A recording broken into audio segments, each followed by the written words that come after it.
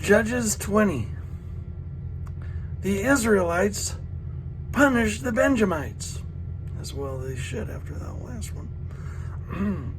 Then all Israel from Dan to Beersheba and from the land of Gilead came together as one and assembled before the Lord in Mizpah. The leaders of all the people of the tribes of Israel took their places in the assembly of God's people, 400,000 men armed with swords. The Benjamites heard that the Israelites had gone up to Mizpah. Then the Israelites said, "Tell us how this awful thing happened." So the Levite, the husband of the murdered woman, said, "I and my concubine came to Gibeah in Benjamin to spend the night. During the night, the men of Gibeah came after me and surrounded the house, intending to kill me. They raped my concubine, and she died. I took my concubine, cut her into pieces, and sent one piece to each region of Israel's inheritance, because they committed this lewd and outrageous act in Israel. Now all you Israelites, speak up and tell me what you have decided to do." All the men rose up together as one, saying, "None of us will go home, not one of us will return to his house. But now this is what we'll do to Gibeah. We'll go up against it in the order decided by casting lots. We'll take 10 men out of every 100 from all the tribes of Israel, and 100 from 1,000, and 1,000 from 10,000 to get provisions for the army. Then when the army arrives at Gibeah in Benjamin, it can give them what they deserve for this outrageous act done in Israel."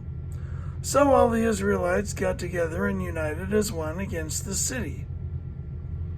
The tribes of Israel sent messengers throughout the tribe of Benjamin, saying, "What about this awful crime that was committed among you? What about this awful crime that was committed among you? Now turn those wicked men of Gibeah over to us, so that we may put them to death and purge the evil from Israel." But the Benjamites would not listen to their fellow Israelites. From their towns they came together at Gibeah to fight against the Israelites. At once the Benjamites mobilized 26,000 swordsmen from their towns, in addition to 700 able young men from those living in Gibeah. Among all these soldiers were 700 select troops who were left-handed, each of whom could sling a stone at a hair and not miss. Left-handed. Apart from Israel, apart from Benjamin, mustered 400,000 swordsmen, all of them fit for battle. The Israelites went up to Bethel and inquired of God. They said, Who of us is to go up first to fight against the Benjamites?" The Lord replied, "Judah shall go first." The next morning the Israelites got up and pitched camp near Gibeah. The Israelites went out to fight the Benjamites, and took up battle positions against them at Gibeah. The Benjamites came out of Gibeah and cut down 22,000 Israelites on the battlefield that day. But the Israelites encouraged one another and again took up their positions where they had stationed themselves the first day. The Israelites went up and wept before the Lord until evening, and they inquired of the Lord. They said, "Shall we go up again to fight against the Benjamites, our fellow Israelites?" The Lord answered, "Go up against them." Then the Israelites drew near to Benjamin the second day.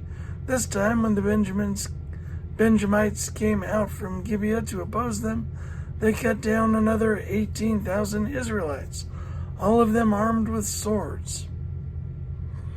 Then all the Israelites, the whole army, went up to Bethel, and there they sat weeping before the Lord. They fasted that day until evening and presented burnt offerings and fellowship offerings to the Lord. And the Israelites inquired of the Lord. In those days the Ark of the Covenant of God. In those days the Ark of the Covenant of God was there, with Phinehas, son of Eleazar, the son of Aaron, ministering before it. They asked, "Shall we go up again to fight against the Benjamites, our fellow Israelites or not?" The Lord responded, "Go, for tomorrow I will give them into your hands." When you do that the first day. Then Israel set an ambush around Gibeah. They went up against the Benjamites on the third day and took up positions against Gibeah as they had done before. The Benjamites came out to meet them and were drawn away from the city. They began to inflict casualties on the Israelites as before, so that about 30 men fell in the open field and on the roads, the one leading to Bethel and the other to Gibeah. While the Benjamites were saying, "We are defeating them as before," the Israelites were saying, "Let's retreat and draw them away from the city to the roads." All the men of Israel moved from their places and took up positions at Baal Tamar. And the Israelite ambush charged out of its place on the west of Gibeah. Then 10,000 of Israel's able young men made a frontal attack on Gibeah. The fighting was so heavy that the Benjamites did not realize how near disaster was.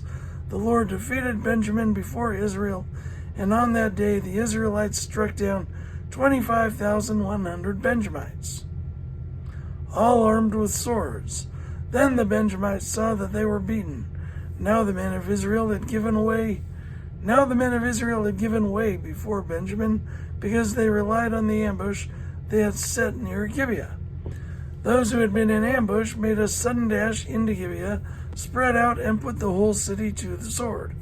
The Israelites had arranged with the ambush that they should send up a great cloud of smoke from the city, and then the Israelites would counterattack. The Benjamites had begun to inflict casualties on the Israelites, about 30, and they said, "We are defeating them as in the first battle."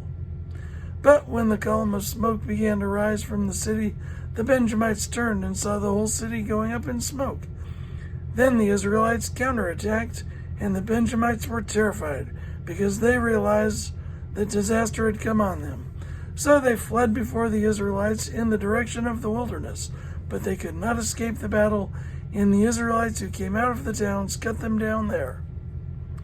They surrounded the Benjamites, chased them, and easily overran them in the vicinity of Gibeah on the east. 18,000 Benjamites fell, all of them valiant fighters. As they turned and fled toward the wilderness to the rock of Rimmon, the Israelites cut down 5,000 men along the roads.